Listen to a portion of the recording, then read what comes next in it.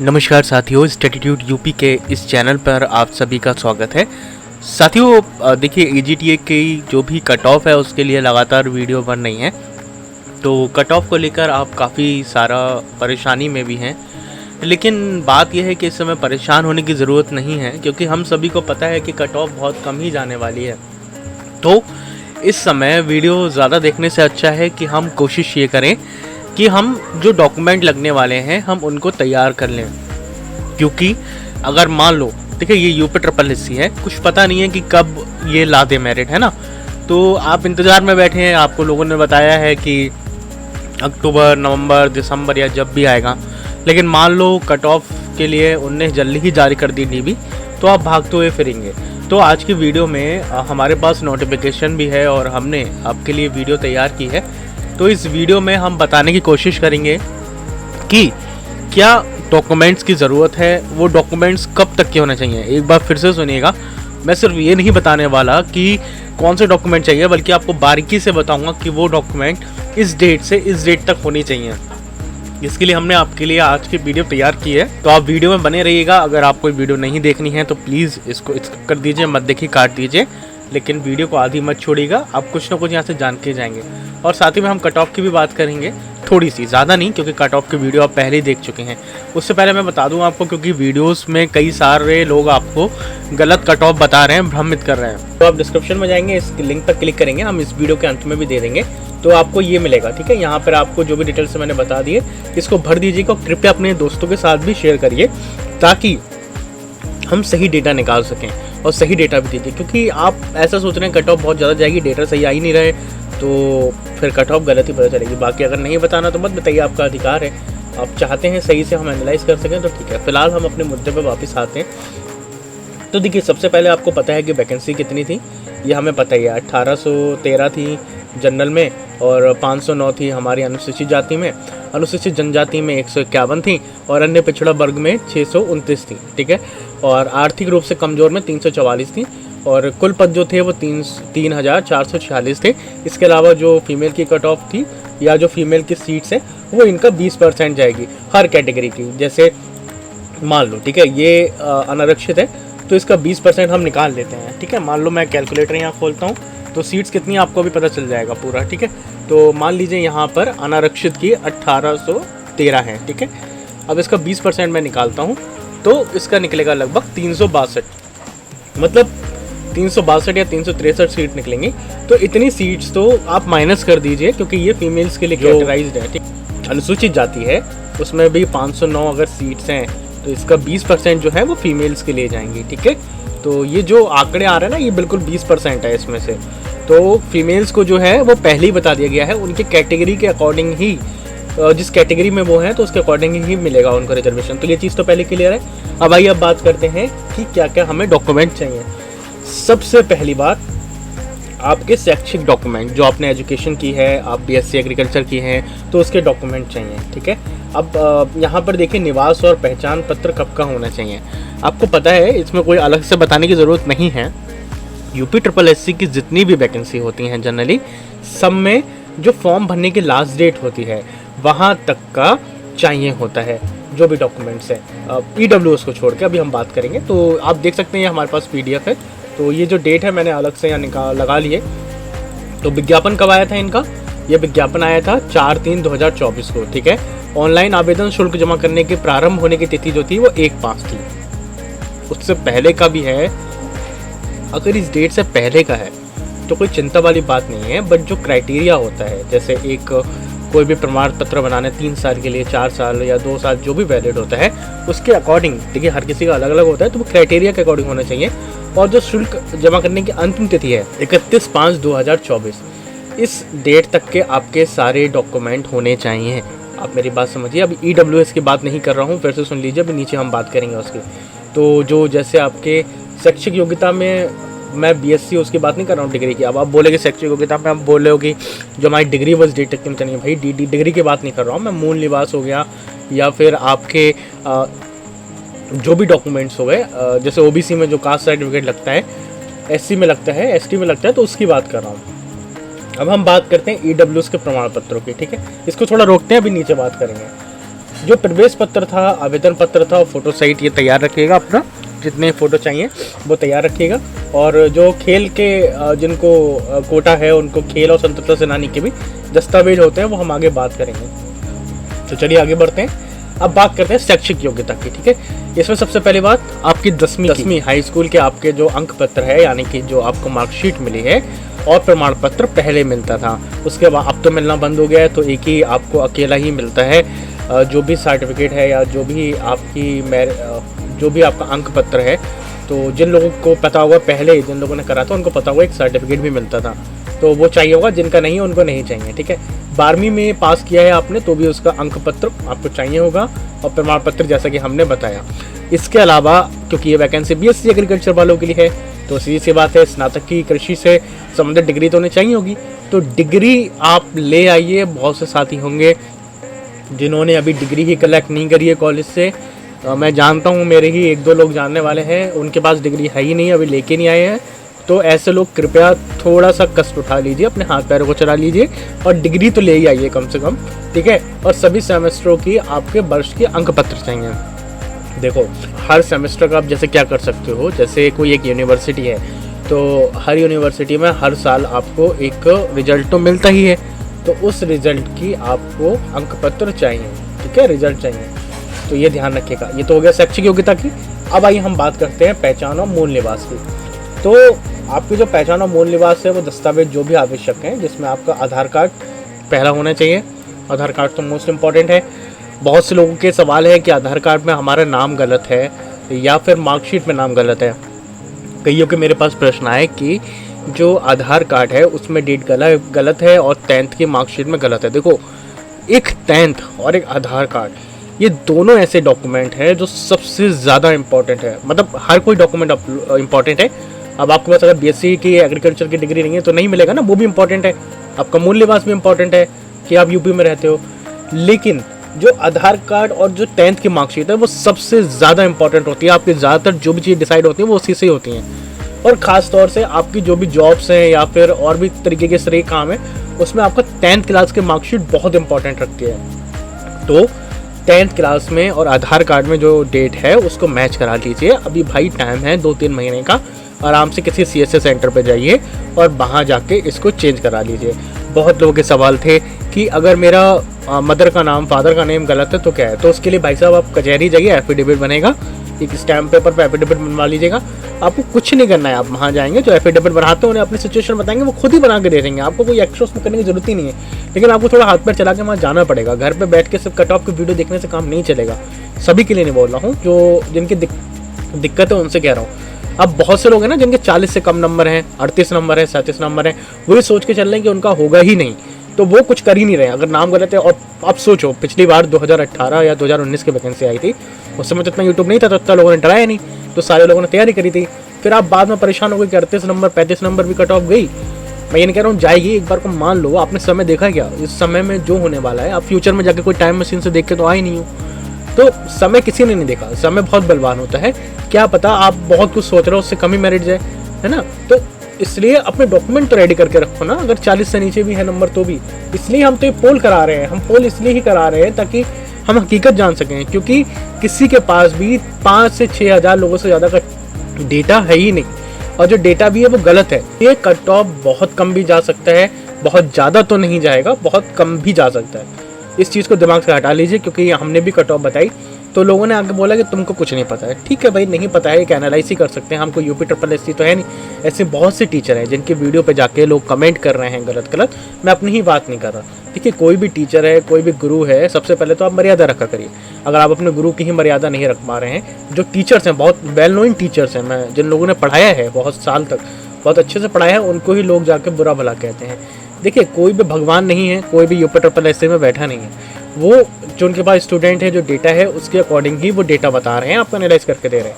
हो सकता है ऊपर नीचे जाए, लेकिन उसके लिए ये बोलना कि आपको पता ही नहीं है, आपको कुछ आता ही नहीं है, तो ये शब्द बोलकर आप अपने लिए ही कद्दा खोद रहे हैं, क्योंकि कर्म वापस आता ही है। फिलहाल चलिए, माफ़ी चाहूँगा आपको समय लिया, हम वापस आते हैं। इसके बाद अधिवास, मतलब जो आपका डोमिसाइल सर्टिफिकेट है, वो भी मैंने आपको बता दिया किस डेट का चाहिए, तो जो हमने ऊपर बात कर ली है। अच्छा, जनरल वालों के लिए कोई डोमिसाइल नहीं चाहिए होता है, पहले ही बता दूं। तो जो जनरल में उनको नहीं चाहिए होगा। इसके अलावा ओबीसी, एससी, एसटी और ईडब्ल्यूएस के जो भी लोग हैं उन्हें डोमिसाइल चाहिए होगा। इसके अलावा आरक्षण का लाभ उठाने के लिए जो भी जाति प्रमाण की वैधता है वो अत्यंत महत्वपूर्ण है। ये आवेदन की अंतिम तिथि से पहले जारी होना चाहिए। मैंने आपको बताया ना, एक बार फिर बता रहा हूँ, ध्यान से सुनिए। आवेदन की अंतिम तिथि क्या थी? 31/5/2024। अगर आपका 1/6/2024 का है तो वो वैलिड नहीं माना जाएगा। ठीक है, इससे पहले का ही होना चाहिए, साफ साफ वहाँ पे बताया गया है।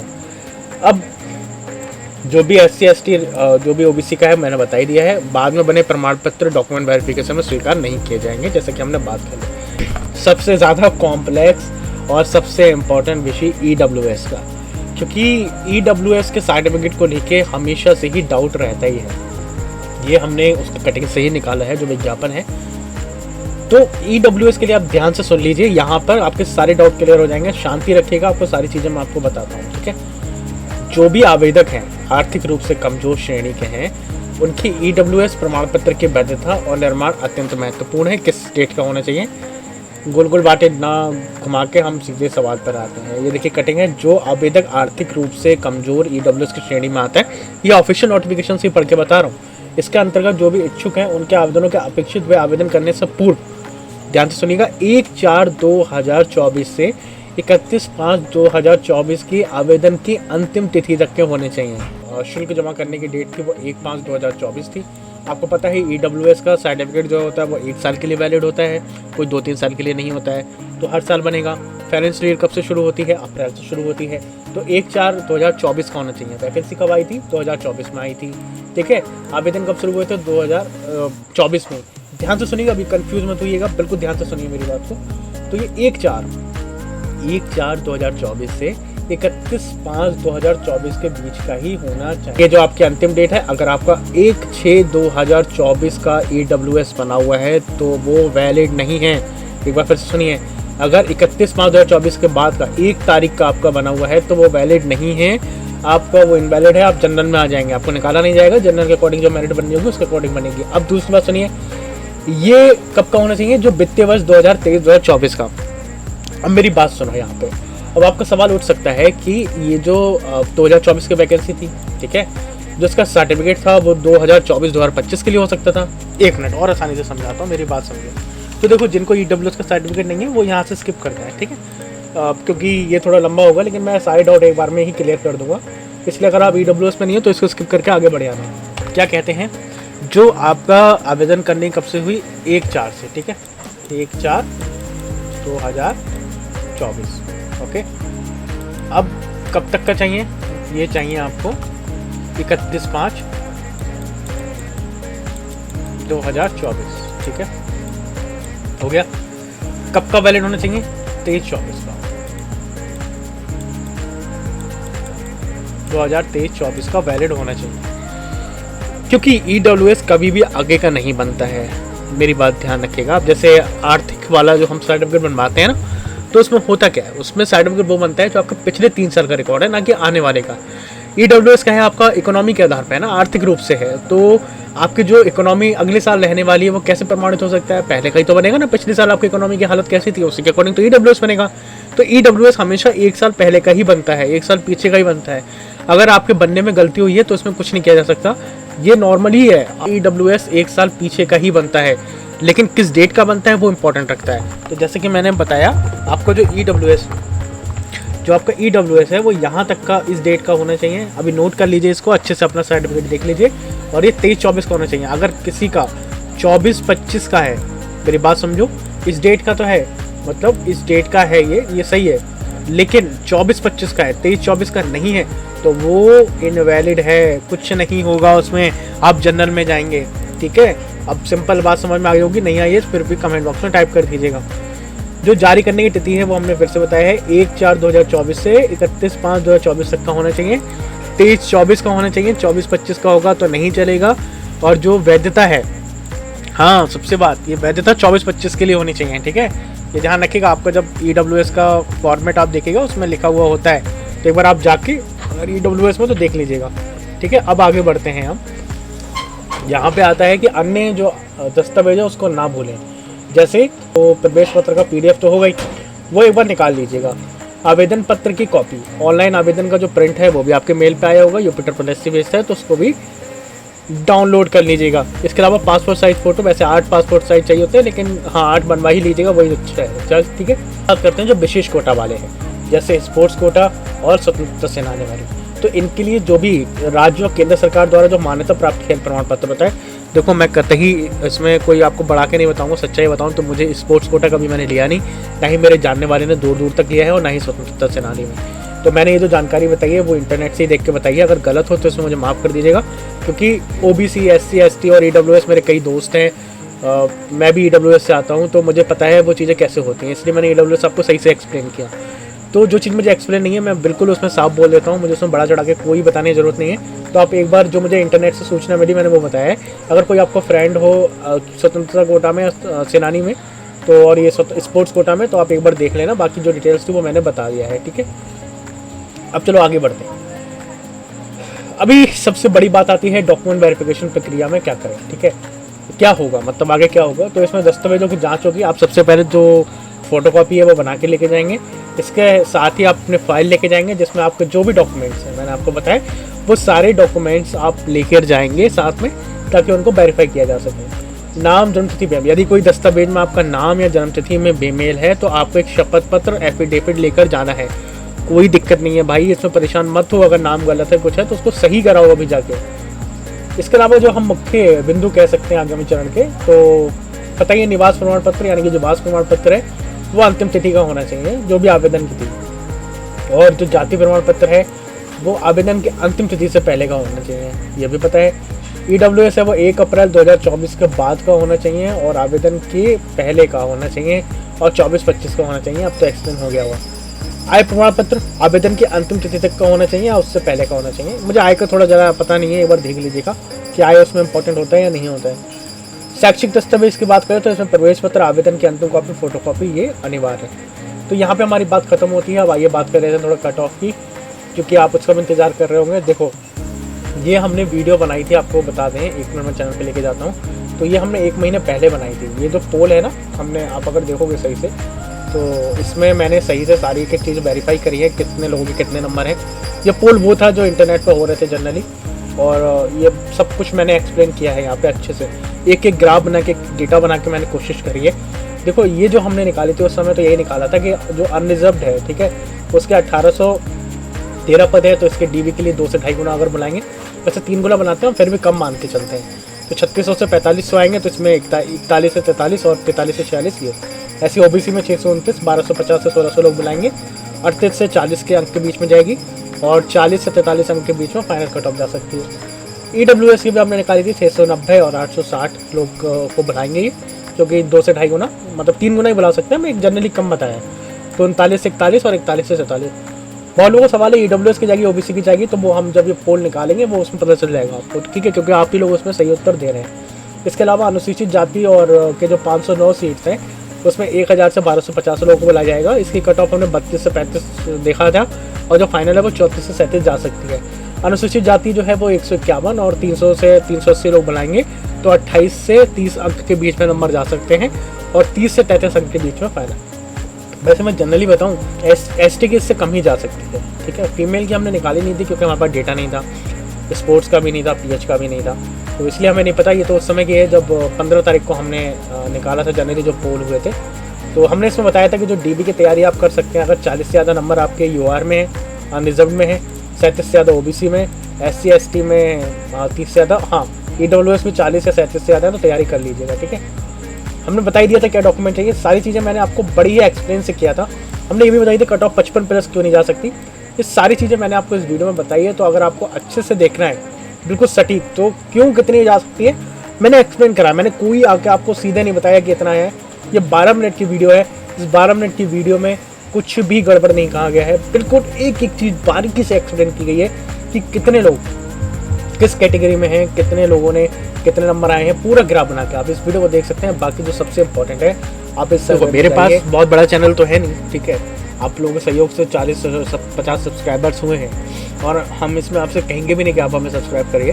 हमें इतना विश्वास अपने आप पे है, अगर हमारा कंटेंट अच्छा होगा तो हमें आप खुद ही सब्सक्राइब करोगे। हम काम करने पर विश्वास करते हैं, ना कि नाम पर। तो मैं इस वीडियो में अभी भी आपसे नहीं कहूँगा, आपका मन हो तो करिएगा, अगर आपको लगता है नहीं लगता है तो बिल्कुल मत करिएगा। फिलहाल इस पोल में भाग लीजिएगा, और पोल में आप वीडियो भी मत शेयर करिए, ठीक है। पोल में आप वीडियो भी शेयर मत करिए, कोई बात नहीं, आप उसका सर्वे लिंक कॉपी करिएगा। जब आप इस वीडियो पे जाओगे तो यहाँ पे आपको सर्वे लिंक मिलेगा, ठीक है। इस सर्वे लिंक को आप जो क्लिक करोगे, यहाँ पे इसको ऐसे भी कॉपी कर सकते हो। अगर आप ऐसे जाओगे तो ये सर्वे लिंक आएगा, इसको कॉपी करना है यहाँ से और अपने फ्रेंड को भेज देना, ठीक है। कोई ज़रूरी नहीं है कि आप हमारी वीडियो पे ही व्यूज़ लाएं, आप वीडियो शेयर करें, बट एक्चुअली फिगर हम निकाल सकें। तो जैसे मैं आपको दिखाऊं, तो मैंने कुछ डेटा जो हमने तैयार किया है, इसमें देखिए मैं आपको दिखाना चाहता हूं कि जो 46% है वो ओबीसी वाले लोग हैं, और जो 19% जो है वो हमारे एससीएस के साथी हैं भाई बहन, और जो ईडब्ल्यूएस के वो 17, और इस तरीके से निकाला है। ऐसे महिला और पुरुष का भी हमने सब निकालना है, बिल्कुल एक डेटा हमारे पास है, ठीक है। तो बारीकी से हम इसको एनालाइज करेंगे। जब भी इसका रिजल्ट लाएंगे तो आप चैनल से सब्सक्राइब कर लीजिएगा अगर आपको चाहिए तो, नहीं तो सर्वे लिंक को आप शेयर कर दीजिएगा, ठीक है। अब मिलते हैं अगली वीडियो में। अपना और अपनों को बहुत ज़्यादा ध्यान रखिएगा। नमस्कार।